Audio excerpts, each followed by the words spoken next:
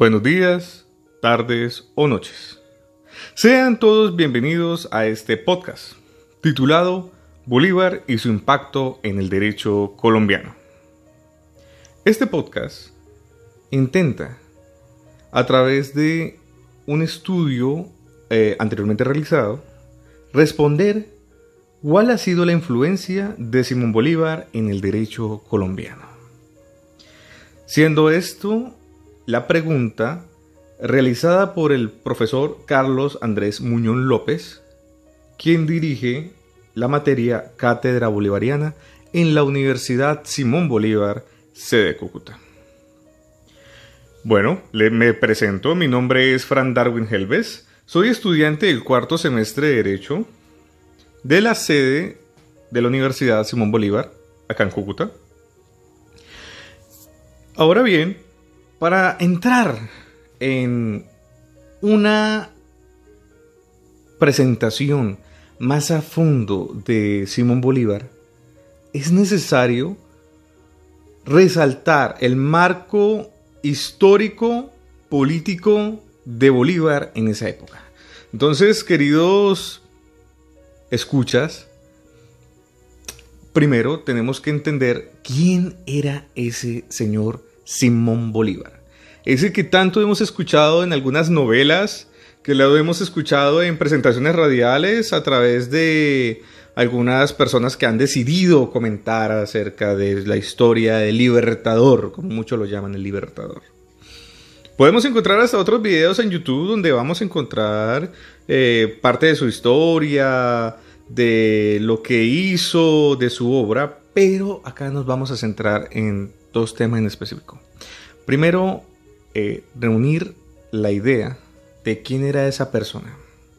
¿Sí? Entonces, para poder entender a Simón Bolívar, tenemos que entender las lecturas en las que él se basaba, en las que él tomó parte esencial o base de las ideas que le van a permitir llevar todo este proceso de la independencia a través de una revolución. Esa revolución, innegablemente, podemos verla por medio de un pensamiento basado en la Ilustración. Entonces, si vamos a ver ese pensamiento basado en la Ilustración, tenemos que llegar a revisar ese tipo de lecturas.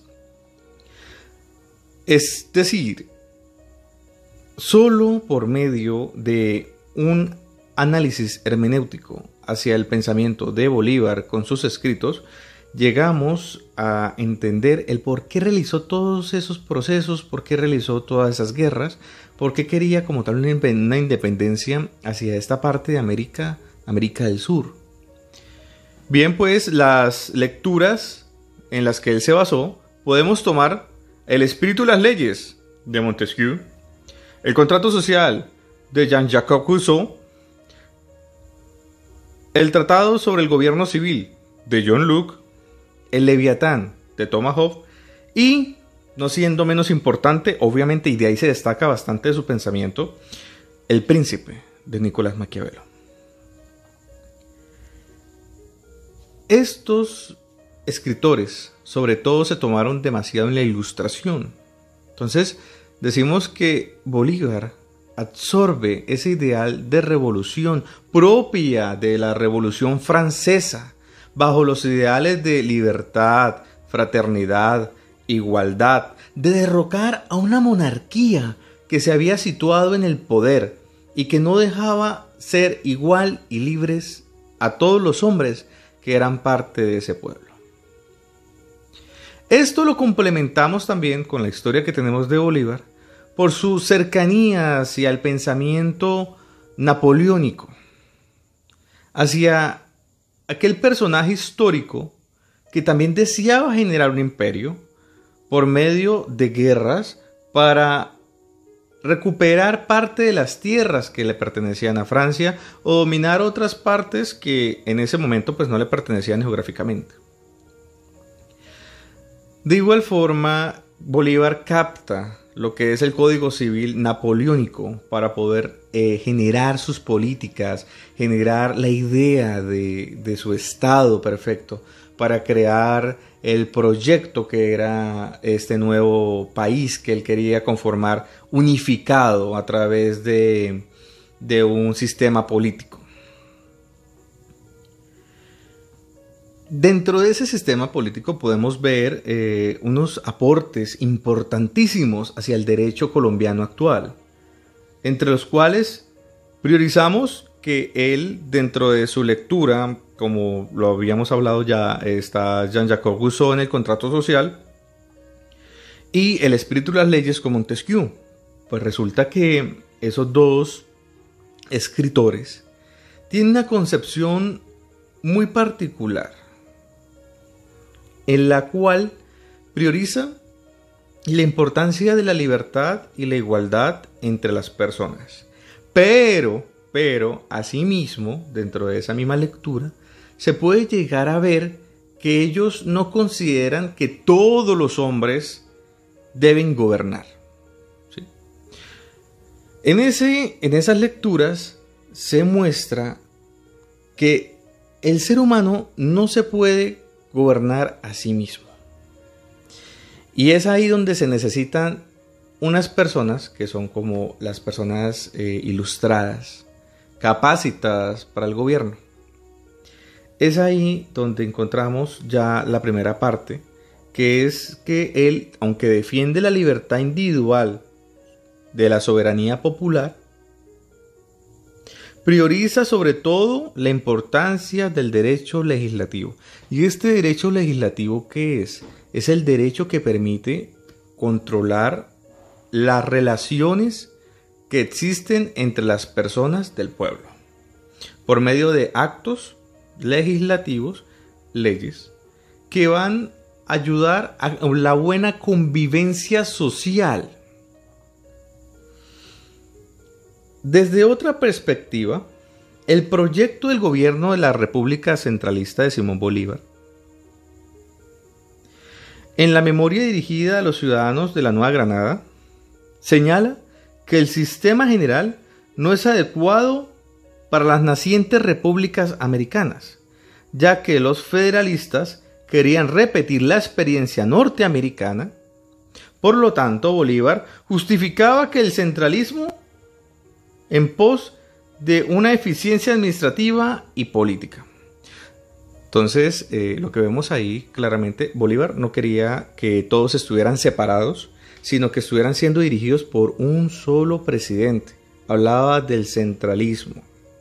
Ahora bien, obviamente, tenía que ser ese presidente elegido democráticamente, no tenía que ser traído directamente por una monarquía, por una autocracia, sino una persona que tenía que ser ilustrada, que tenía que ser sabia en ciertos aspectos, conocida de ciertas lecturas, para poder llevar la representación de un pueblo. Entonces es ahí donde vemos que efectivamente Bolívar, aparte de revolucionario, era una persona que pensaba más allá de las concepciones que se tenían en ese momento, porque recordemos que obviamente en ese momento también se estaban generando los estados federales norteamericanos. Bolívar no quería eso, no quería que nos dividiéramos cada uno en una federación. ¿Por qué? Porque él pensaba en sus escritos, ahí nos indica que no le gustaba que estuviera dividido el poder en esos pequeños estados. ¿Por qué? Porque tanta maquinaria tan lejana, lo que va a hacer, como él lo dice, va a hacer que el resorte sea más lento para la acción de diferentes normas y leyes. Entonces decía, no, tiene que ser todo dividido por unos poderes. Esos poderes lo vemos claramente en el espíritu de las leyes y los pesos y los contrapesos que maneja como teoría. ¿Por qué? Porque él dice, primero, no tiene que existir una sola persona que dirija todo el poder, pero a través de la centralización, a través de un presidente, en este caso, un presidente que se va a manejar por medio de unas ramas. Esas ramas, por ejemplo, serán el contrapeso para poder dirigir o organizar la política y el sistema, valga la redundancia, político de un país.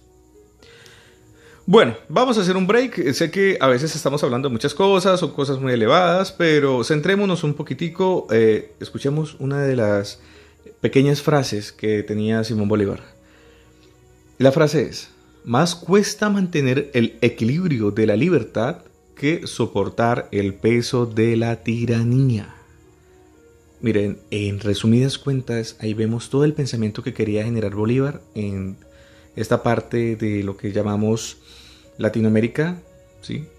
Puesto que él lo que quería era un equilibrio de poderes. Él no quería que una sola persona dirigiera todo de una manera tiránica, sino que fuera el representante, esa persona, ese título de presidente, fuera una persona primero ilustrada, que fuera un presidente, pero que tuviera un peso y un contrapeso contra los otros órganos del Estado. En este caso, el que él deseaba como sistema político aquí en Colombia.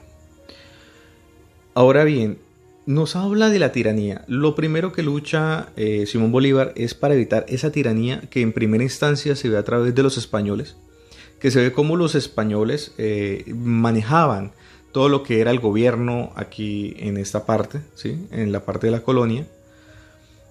Y él decía que no había una igualdad entre el que venía de España y el mestizo, el criollo, el indígena que yacía aquí oriundo de estas tierras.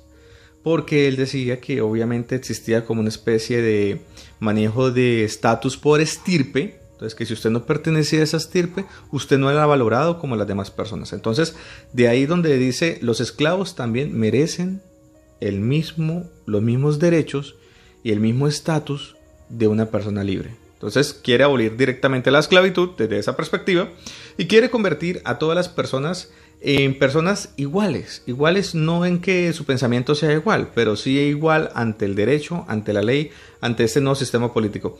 Pero obviamente él también tiene unas pequeñas cosas dentro de ese pensamiento. Es que él no permite, ¿sí?, dentro de esa constitución que él intentaba formar, no permite que entonces las personas que no tengan tierras en este país, bueno, en estas tierras, en esta tierra, valga la redundancia, y que no eran personas letradas, no podían votar, no podían ejercer su derecho como la representación de la democracia. Si bien este es como el punto neurálgico que Bolívar no logra trascender, si quiere realizar como tal el deseo de que no exista la esclavitud, cosa que se veía mucho para esa época.